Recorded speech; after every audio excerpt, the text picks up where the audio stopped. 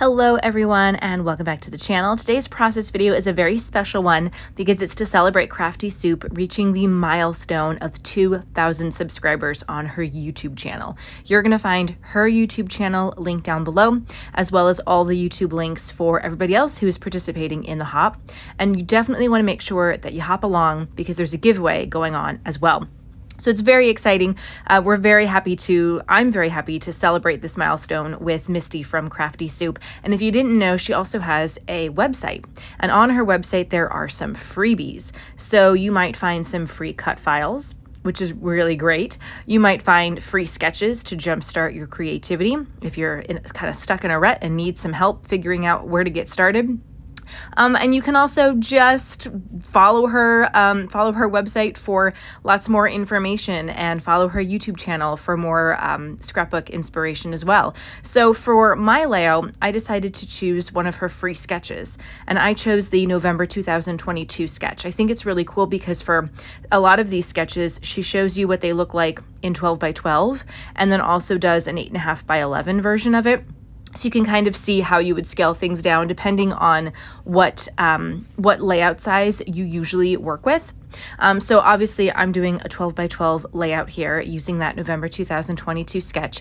I wanted to share the sketch with you in this video, but it's actually a PDF file, which is great because then you can download it and have it up on your computer.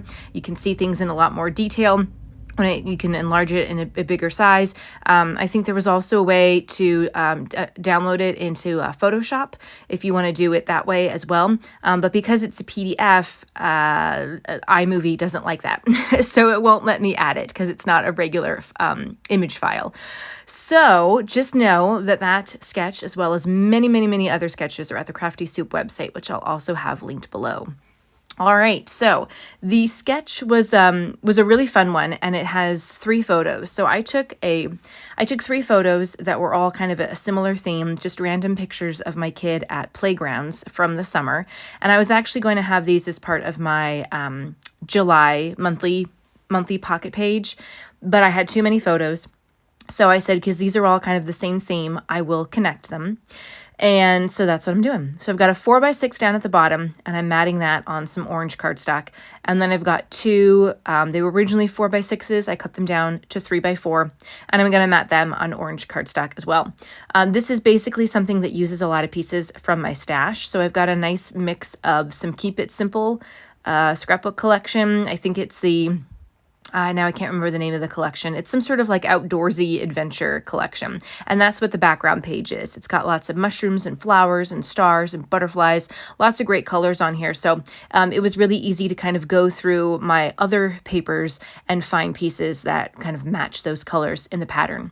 And so I went to my Bag O paper strips. So that's where I keep paper strips that are like smaller than, maybe they're like an inch, at least an inch or less. So a lot of branding strips in there, but I did find some larger paper strips that I used to create sort of a side piece there with 4 paper strips. And they're all just very random. I think the polka dot with the kind of purple background, that's actually a branding strip from one of the Keep It Simple papers. So obviously that was a no-brainer to use. And then I liked the one that was green and had the little banners on it. I thought that was really cute.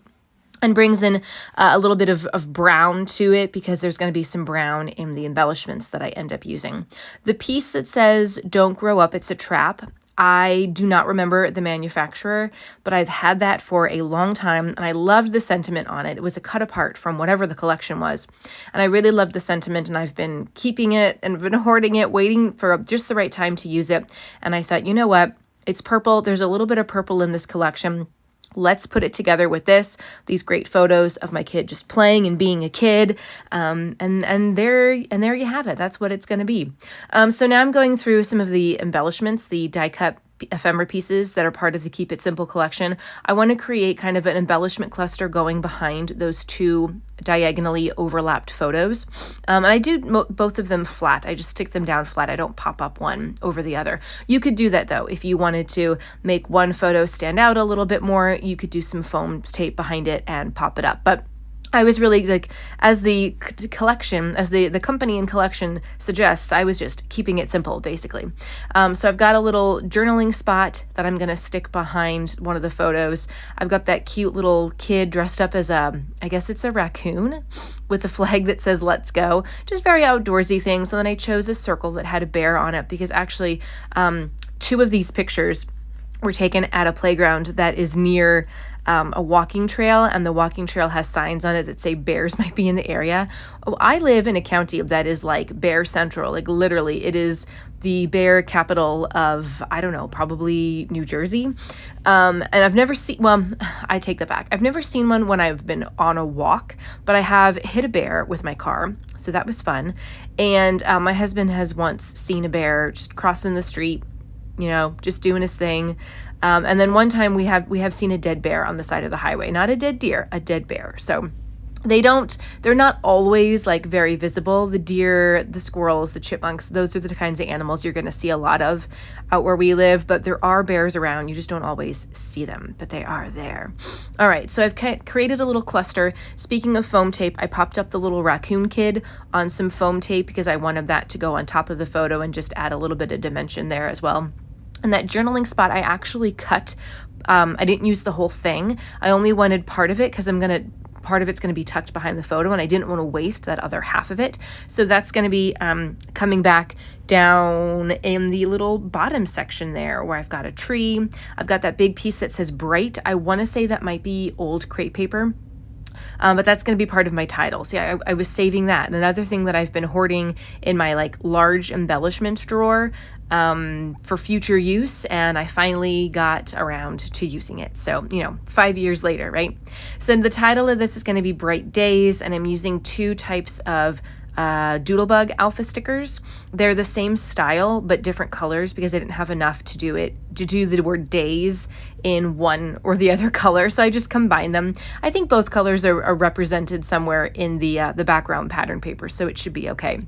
And here I'm just going to write the journaling about these photos, playing at the playground over the summer. We spent a lot of time there, whether we were supposed to be going to the pool to swim, instead we went to the playground, whether we were supposed to be practicing riding our bicycle and we ended up going to the playground.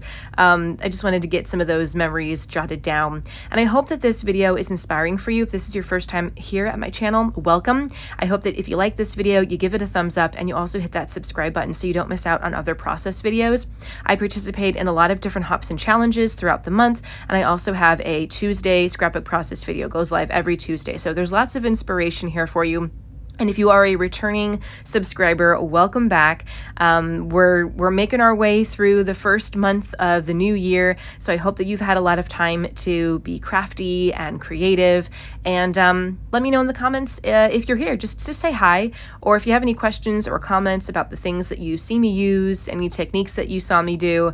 I'd be happy to help answer those questions for you down below. I do read all the comments and I do respond to all of them, so I would love to connect with you down there, as well as on all my social media channels, which you'll find in the description box as well.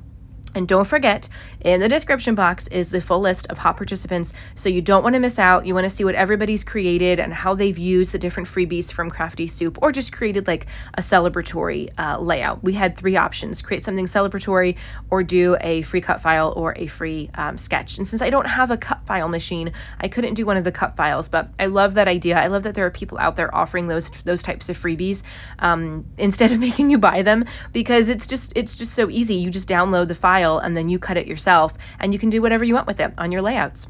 So here are the close-ups to give you some more detail. Thank you again so much for watching this video. Congratulations to Crafty Soup for her 2,000 subscribers milestone, and I hope to see you guys back here on this channel really soon for more scrapbooking. Bye!